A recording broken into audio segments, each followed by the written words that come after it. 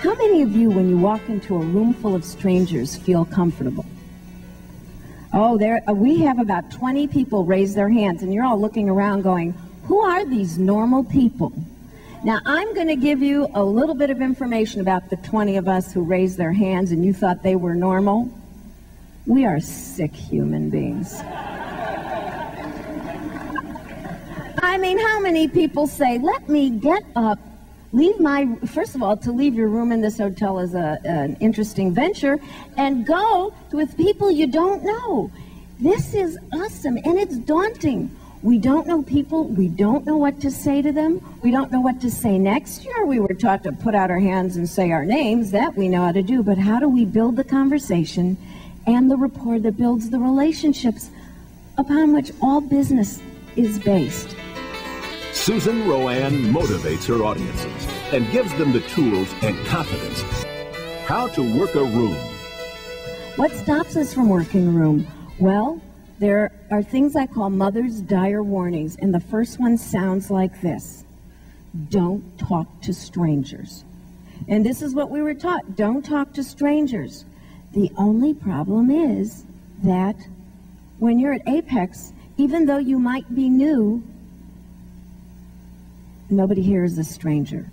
Instead of don't talk to strangers, let me give you the remedy. Redefine a stranger. Schmooze or lose. As the leading expert on networking, Susan RoAne is called upon by such media giants as the Wall Street Journal, New York Times, The Washington Post, Harper Magazine, CNN, CNBC, NPR, and the BBC to share her insights and practical tips for breaking the ice and building business relationships. What do I say next? Great networkers acknowledge. They do it with a note.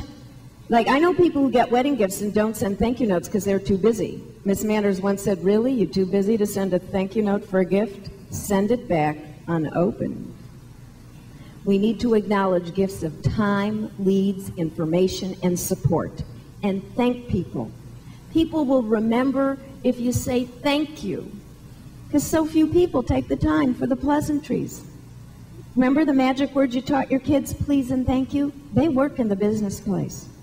Savvy networkers acknowledge. The second thing that savvy networkers do is they always stay in touch with people when they need nothing from them. Takes a little more time, but it makes an impact for when you might need help later. And the third and final thing that I will close with, in order to schmooze and win, in order to take and remedy the roadblocks, make sure you know what to say first and next, but to make the network work, what we must always do is follow up.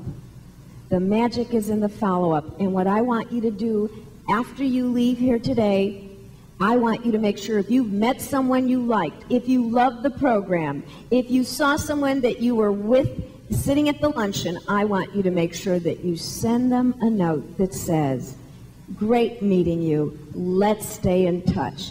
Here's my email.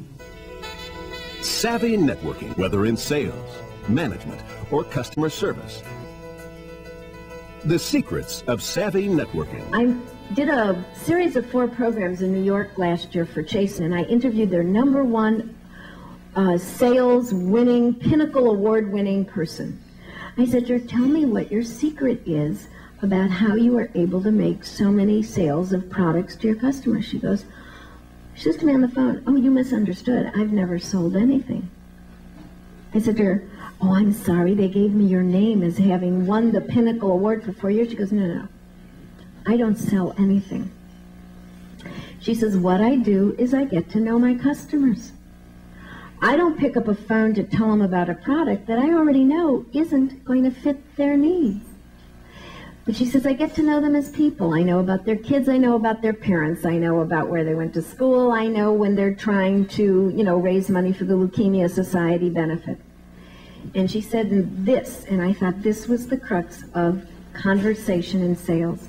She said, but my real skill and what my secret is I let my customers get to know me.